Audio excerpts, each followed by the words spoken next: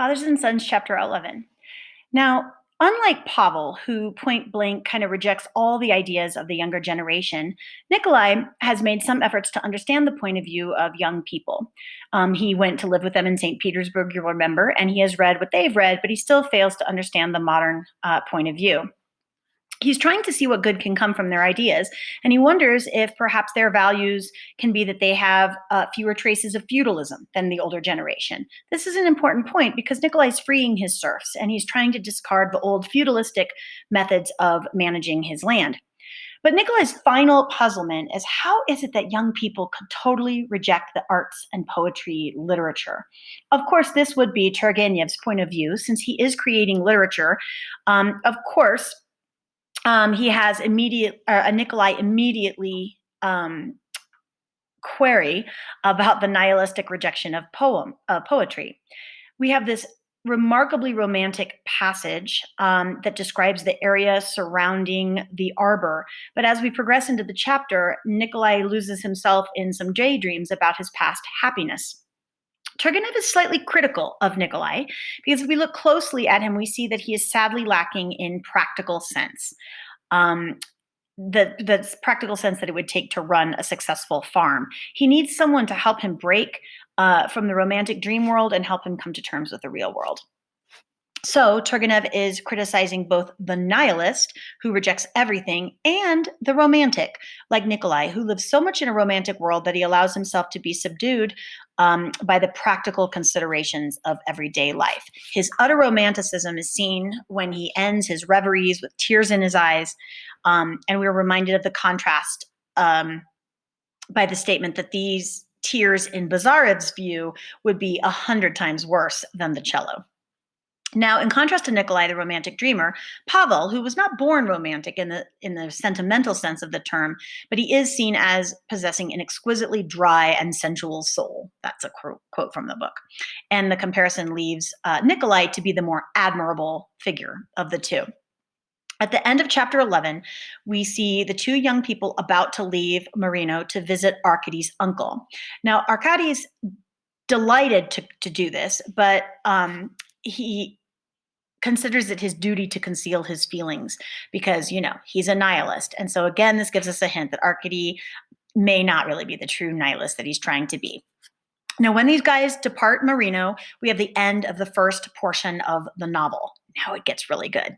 And we're going to move to a different scene and see these young nihilists in other surroundings. We need to keep in mind Bazarev's reasons for going to visit his parents. And we should also remember Bazarev's relationship with Arkady, Arkady's father, and compare this to his relationship with his own father. And here is chapter 11. I didn't quite get as ready as I meant to. Chapter 11. Half an hour later, Nikolai Petrovich went into the garden to his favorite arbor. He was overtaken by melancholy thoughts. For the first time, he realized clearly the distance between him and his son. He foresaw that every day it would grow wider and wider. In vain, then, had he spent whole days, sometimes in the winter at Petersburg, over the newest books. In vain had he listened to the talk of the young men. In vain had he rejoiced when he succeeded in putting in his word, too, in their heated discussions. My brother says we are right, he thought. And apart from all vanity, I do think myself that they are farther from the truth than we are. Though at the same time I feel there is something behind them that we have not got, some superiority over us. Is it youth? No, not only youth. Doesn't their superiority consist in there being fewer traces of the slave owner in them than in us? Nikolai Petrovich's head sank despondently, and he passed his hand over his face. But to renounce poetry, he thought again, to have no feeling for art, for nature. And he looked around as though trying to understand how it was possible to have no feeling for nature. It was already evening. The sun was hidden behind a small copse of aspens which lay a quarter of a mile from the garden. Its shadow stretched indefinitely across the still fields. A peasant on a white nag went at a trot along the dark, narrow path, close beside the copse. His whole figure was clearly visible even to the patch on his shoulder, in spite of his being in the shade. The horse's hooves flew along bravely. The sun's rays from the farther side fell full on the copse, and piercing through its thicket threw such a warm light on the aspen trunks that they looked like pines, and their leaves were almost a dark blue, while above them rose a pale blue sky, faintly tinged by the glow of sunset. The swallows flew high, the wind had quite died away. Belated bees hummed slowly and drowsily among the lilac blossom. A swarm of midges hung like a cloud over a solitary branch which stood out against the sky. How beautiful, my God, thought Nikolai Petrovitch, and his favorite verses were almost on his lips. He remembered Arkady's Stoff und Kraft and was silent. But still he sat there, still gave himself up to the sorrowful consolation of solitary thought. He was fond of dreaming. His country life had developed the tendency in him. How short a time ago he had been dreaming like this, waiting for his son at the posting station. And what a change already since that day. Their relations that were then undefined were defined now. And how defined. Again his dead wife came back to his imagination, but not as he had known her for many years, not as the good domestic housewife, but as a young girl with a slim figure, innocently inquiring eyes, and a tight twist of hair on her childish neck. He remembered how he had seen her for the first time. He was still a student then.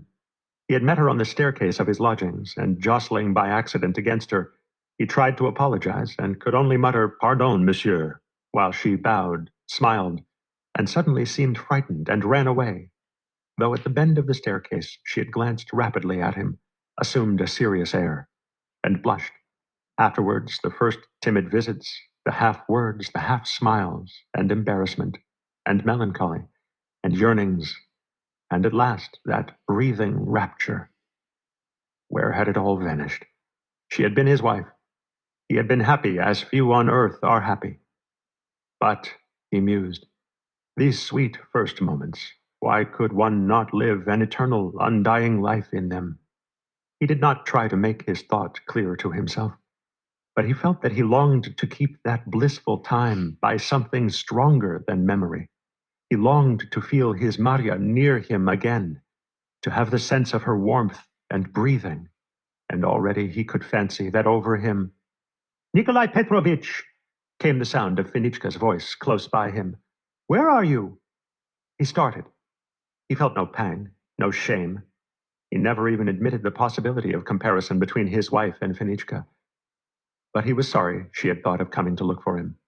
Her voice had brought back to him at once his gray hairs, his age, his reality. The enchanted world into which he was just stepping, which was just rising out of the dim mists of the past, was shaken and vanished. "I'm here," he answered. "I'm coming. Run along."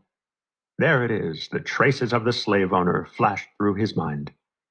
Fenichka peeped into the arbor at him without speaking and disappeared, while he noticed with astonishment that the night had come on while he had been dreaming. Everything around was dark and hushed. Fenichka's face had glimmered so pale and slight before him. He got up and was about to go home, but the emotion stirred in his heart could not be soothed at once, and he began slowly walking about the garden, sometimes looking at the ground at his feet, and then raising his eyes towards the sky where swarms of stars were twinkling. He walked a great deal, till he was almost tired out, while the restlessness within him, a kind of yearning, vague, melancholy restlessness, still was not appeased. Oh, how Bazarov would have laughed at him if he had known what was passing within him then. Arkady himself would have condemned him. He, a man of 44 years old, an agriculturist and a farmer, was shedding tears, causeless tears. This was 100 times worse than the violoncello. Nikolai Petrovitch continued walking, and could not make up his mind to go into the house, into the snug, peaceful nest, which looked out at him so hospitably from all its lighted windows.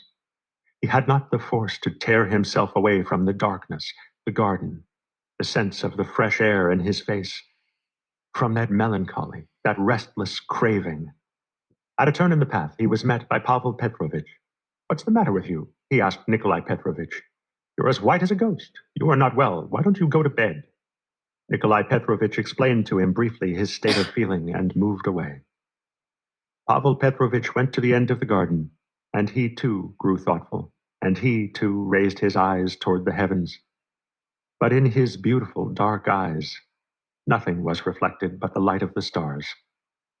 He was not a born idealist, and his fastidiously dry and sensuous soul, with its French tinge of cynicism, was not capable of dreaming. Do you know what? Bazarov was saying to Arkady the same night. I've got a splendid idea. Your father was saying today that he'd had an invitation from your illustrious relative. Your father's not going. Let us be off to X. You know the worthy man invites you too. You see what fine weather it is. We'll stroll about and look at the town. We'll have 5 or 6 days outing and enjoy ourselves. And you'll come back here again? No, I must go to my father's. You know, he lives about 25 miles from X. I've not seen him for a long while. And my mother, too. I must cheer the old people up. They've been good to me, especially my father. He's awfully funny. I'm their only one, too. And will you be long with them? I don't suppose so. It will be dull, of course. And you'll come back to us on your way back. I don't know. I'll see. Well, what do you say? Shall we go? If you like, observed Arkady languidly. In his heart, he was highly delighted with his friend's suggestion, but he thought it a duty to conceal his feeling. He was not a nihilist for nothing. The next day, he set off with Bazarov to X. The younger part of the household at Medellino were sorry at their going. Dunyasha even cried. But the old folks breathed more easily. Have a wonderful weekend.